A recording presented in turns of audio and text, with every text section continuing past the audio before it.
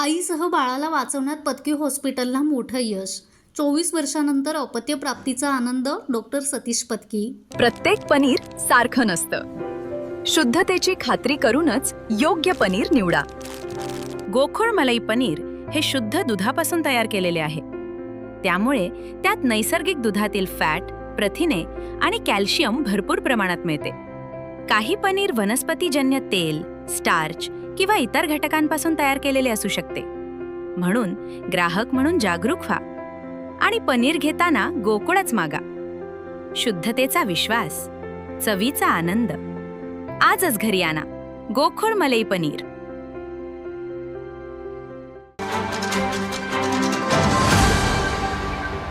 पत्की हॉस्पिटलमध्ये आधुनिक IVI, ICSI तंत्रज्ञानाचा यशस्वी वापर करून तब्बल 24 वर्ष अपत्यप्राप्तीपासून वंचित असलेल्या एका दाम्पत्याला पुत्ररत्न प्राप्त करून देण्यात डॉक्टर सतीश पत्की आणि त्यांच्या हॉस्पिटलमधील सर्व डॉक्टरांना यश आलंय.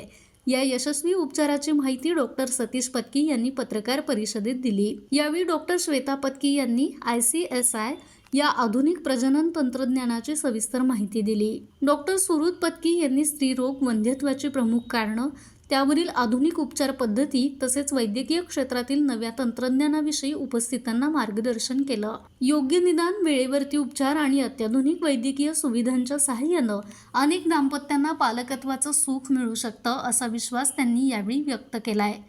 यावेळी डॉक्टर सतीश पत्की म्हणाले की 24 वर्ष अपत्यप्राप्तीची प्रतीक्षा करणाऱ्या या दाम्पत्यासाठी IVI, ICSI या तंत्रज्ञानाचा यशस्वी वापर करण्यात आला.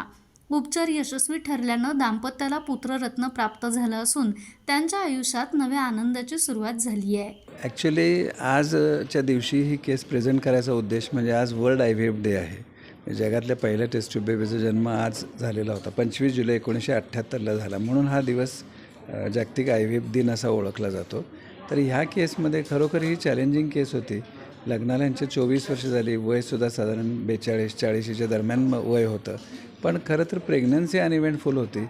सगळा प्रॉब्लेम आला तो डिलिव्हरीच्या वेळेला. सीझरच्या वेळेला अचानक पेशंटचं ब्लड प्रेशर लो झालं, नाडीचे ठोके लागायचे बंद झाले आणि त्याला म्हणतात सडन मॅटर्नल कोलॅप्स. म्हणजे पेशंट कोलॅप्स होते.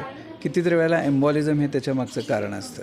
तर त्यावेळेला बाळाचे पण ठोके मंदावल्यामुळं खरं मोठं चॅलेंज होतं की इथं तर आपल्याला आई पण वाचवायची आहे आणि बाळ पण वाचवायचं आहे. पण आमच्या सगळ्या ह्या टीमने त्याच्यामध्ये डॉक्टर सुरुत पत्की आहेत, डॉक्टर श्वेता कुलकर्णी आहेत, डॉक्टर आदिती कुंटे आहेत, डॉक्टर श्रीस्वरूप कुलकर्णी आहेत, आम्ही दोघं डॉक्टर उज्ज्वला पत्की आहोत आणि डॉक्टर साई प्रसाद जे आहेत डायमंड हॉस्पिटलचे ते, असं सगळ्यांनी मिळून फार जलद गतीने पावलं उचलली आणि त्यामुळं बाळाला पण आम्ही वाचवू शकलो आणि आईला पण आम्ही वाचवू शकलो आणि 24 वर्षाचा अपत्यप्राप्तीचा त्यांना आनंद 24 वर्षानंतर मिळाला.